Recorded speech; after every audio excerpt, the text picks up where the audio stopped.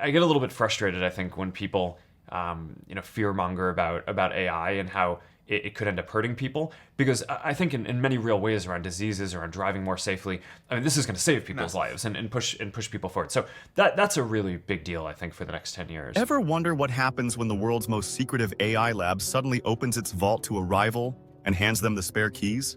That's what detonated on June 12th, when Meta announced a jaw-dropping $14.3 billion deal for 49% of Scale AI, the data labeling powerhouse behind almost every headline-grabbing model.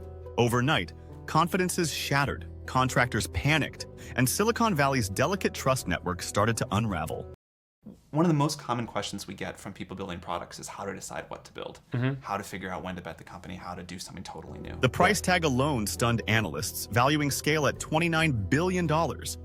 Proof that annotated data now rivals GPUs in strategic importance. But the real stunner?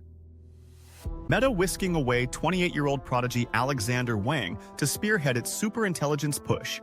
The next one is AI. I think that's just going to unlock so much potential in so many different domains. And we use it at Facebook for a lot of different things, for showing people content that they're going to find more meaningful, for making sure that you connect with the people you actually care about on the service.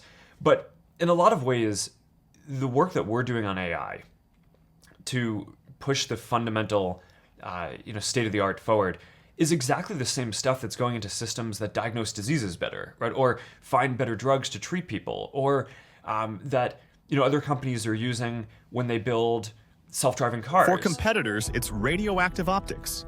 The architect of their confidential datasets is now strategizing inside Menlo Park. Meta framed the move as accelerating safe AI, yet rival Slack channels lit up with a single question: can we still trust Scale? That question would find an answer in Mountain View within hours. But Google wasn't the only domino waiting to topple. Less than 24 hours post-announcement, Google engineers on secret projects, codenamed Genesis, Beetle Crown, and Snow Badger, received terse emails. All tasks paused effective immediately. The blow is huge. Google spent roughly $150 to $200 million on Scale's annotations last year, about 1/5 of the startup's revenue. Contractors felt it first. A biologist earning $50 an hour to refine Gemini's crisper answers watched his group chat vanish mid-shift. Dashboards that once refreshed by the minute went blank. The message was unmistakable. Google isn't waiting for reassurances, and the chill spread far beyond Alphabet's walls. OpenAI quietly confirmed it's winding down Scale work, saying it needs expertise beyond what Scale can offer.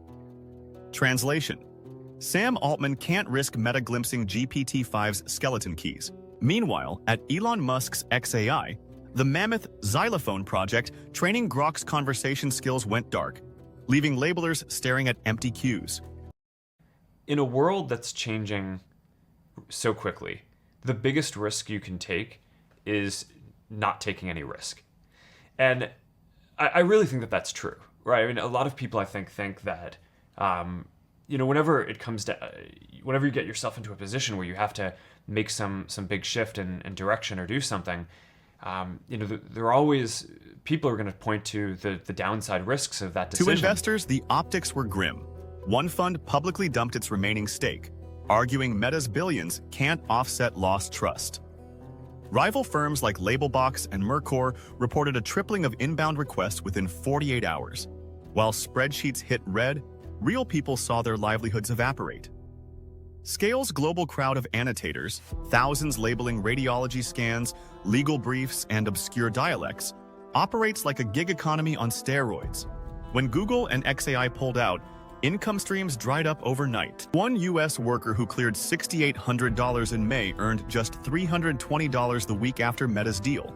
A Philippine annotator is considering a second mortgage to cover tuition once paid via Scale gigs. Discord servers filled with a new emoji. A parachute beside Meta's logo, code for bail now.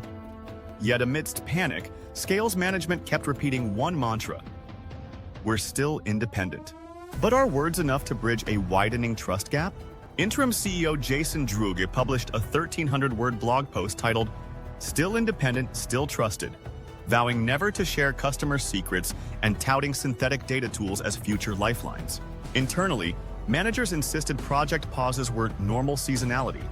Skeptics weren't convinced. Those pauses lined up almost to the minute with Meta's wire transfer. History offers cautionary tales. WhatsApp once promised never to share user data with Facebook until competitive pressure cracked that vow. In AI, a single leaked dataset can erase billions in R&D. That brings us to the bigger industry reckoning. Third-party annotation thrived on mutual paranoia. Everyone outsourced grunt work, trusting NDAs and firewalls. Meta's move punctured that equilibrium. Microsoft and Amazon are reportedly auditing their own small-scale engagements. Inside one April dashboard, 38 of 107 generative projects were Google-linked. Lose those, and Scale's revenue hockey stick could become a ski slope. The race is no longer just about bigger models. It's about airtight data sovereignty. If your labeling pipeline doubles as a leak, no transformer size can save you. So why would Meta risk alienating the field it wants to dominate? Insiders say Mark Zuckerberg is betting on data as the moat. GPUs are scarce but purchasable. High-quality, human-crafted data is rarer. Owning Scale is like controlling the only spring in a desert. Some thirsty travelers will curse you and walk away, but many will circle back when thirst hits. It mirrors Meta's Oculus playbook. Lock the infrastructure early, weather the reputational storm, and emerge with a fortress once rivals notice. If it works, Llama 5 could debut months ahead of GPT-5. If it backfires, Meta will have paid $14 billion to paint a target on its own back. Either way, the AI landscape just entered a new, colder phase. Will Scale AI reinvent itself before its client list evaporates, or become 2025's cautionary tale, the startup that grew too strategic to stay neutral? One thing's clear. In the next round of the AI race, trust, not compute, is the rarest commodity. Companies that guarantee airtight data pipelines will dictate innovation's pace. Everyone else? Grab popcorn. The opening salvos of the AI Cold War have just been fired. Where do you think the next shot lands?